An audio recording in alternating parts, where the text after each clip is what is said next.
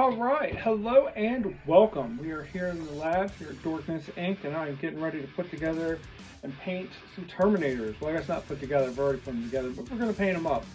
So we're going to take these guys here, we're going to paint them up as Blood Angels, and we're going to put them on eBay probably. And hopefully we'll be able to turn some profit so we can keep the lights on. So stay tuned. Enjoy this very special straight to eBay video that we're going to attempt to make here. I will see you on the tabletop. All right, so we're going to start these Terminators. We're going to give them a base coat in Blood Red from Citadel. It's a speed paint, so we're going to do one section at a time. Now, because these miniatures are eventually going to go on to eBay, we will not be doing this exactly the way I would do it if I was having a brand new person do it. But following the instructions until you get to a point you want to stop will get you a great result anyway. All right, after you've done your first coat, go back and touch up anywhere that needs it. Make sure it dries completely. These speed paints are goofy about being messed with while they're drying.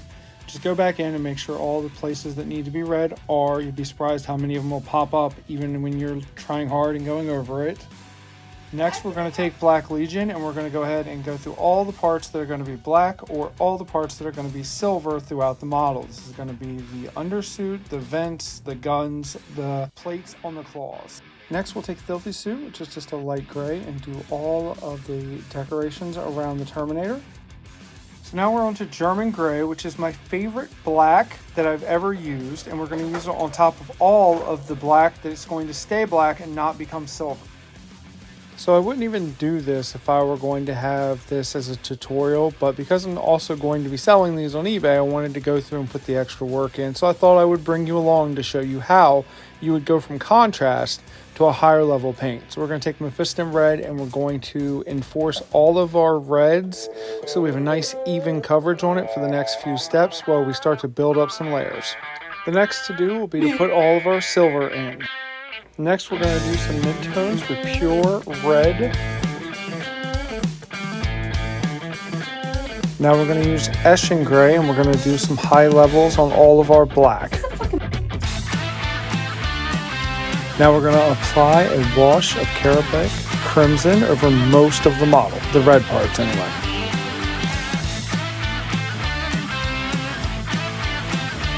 So now we're going to use Filthy Suit and we're going to fix up any stains that might have gotten on the stonework. And we're also going to do our first set of extreme and edge highlighting.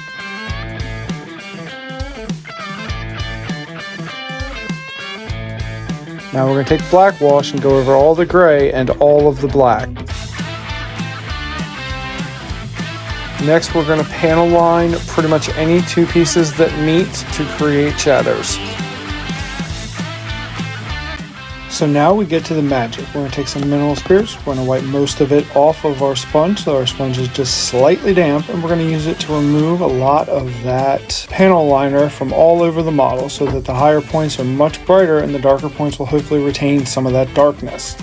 Now we're going to do the base layer for the eyes. We're going to use black green for this to give us a nice dark back. I'm going to do this to all of the lenses except for the little ones on their shoulder above their heads. Those will be blue so that they can pop in contrast.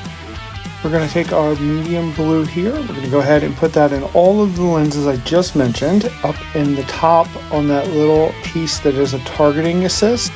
So now we're going to take our red and our high red and we're going to blend them together. I made a pool of each and I'm just going to kind of play with it until I get it where I want it to be. And I'm going to go in and put this on the higher points, focusing on sharp edges and smooth transitions. Because the paint isn't very opaque, I'm able to put layers on top, and as they dry, they will darken to better match. So I'm able to do lots of thin layers, and it builds the color up in a more natural and gradient style. It also means if I make a mistake, it's less of a big deal because I'm able to go back in and adjust it.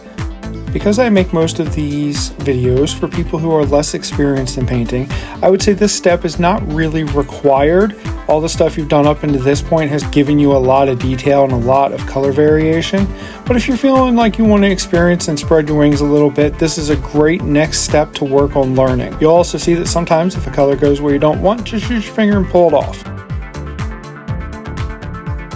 So now we're going to do much the same thing, but this time we're going to be using almost entirely the bright red. In this case, it's almost orange. They call it Archangel Red, but it is very orange. So we're going to do the exact same thing, but I'm going to focus on the sharper edges, and I'm not going to let as much of it into the body, even on the higher points.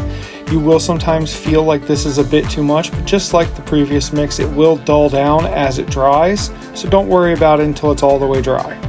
And of course, use the edge of your brush when you can, and use the point when you have to. Keep everything nice and watered, and it'll be done before you know it. Now we're going to do the same thing, but with the Filthy Gray, which is just a light sea gray that I use. This will be exactly the same way, but we're going to focus it on the black. We're going to start with a light dry brushing so that we can kind of get some of that color all back into our stone work that we did earlier. We're also going to use this as an opportunity to get their chest and any of their guns, and we're going to dry brush those as well to help bring some of those details out. Now we're going to take Gorgon Hide, which is a light blue-white color. It will read white unless it's up next to literal white, so I use it in place of white anytime I'm going to. And we're going to focus in on extremely sharp highlights, and we're going to get this entire cloak painted in this color before we hit it with the contrast paint for the easiest white recipe I know. Now we're going to get our Darkovan Nightshade, our blue wash, and we're going to go ahead and use that to tint the blue that we put in earlier, as well as the sword to give it a blue tint. And then we're going to go through and do that to all the models. As a general rule, I try not to tell you have to buy a particular product. You can usually use whatever you like, but this is the Speed Paint Apothecary White, and it does white better than any other paint I've ever seen. So what I'll do is I'm just going to throw this all over the white, and as it dries, it is going to allow me to have a beautiful, easy to read white that doesn't look cartoonish because it's not actually white. Alright, so you are almost done. We're going to take this dark umber and we're going to paint all the bases because we're going to put a texture paste on, but if any of the base underneath the texture paste starts to show, I want it all to be one uniform color. And once you add the texture paste and a grass tuff, and then of course paint your brims and use apple barrel paint for your rims because that's what you should be using on rims, you will have a beautiful set of wonderful Terminators. I did also go back and use a lighter green in their eye lenses, as you can kind of clearly see here. You know, it seems much harder than it actually is, but once you really get into it, it's not so bad. You can also, if you're feeling especially brave and bold, use just a little bit of black ink to around their eyes to help it be a little easier to distinguish against the colors in their helmets.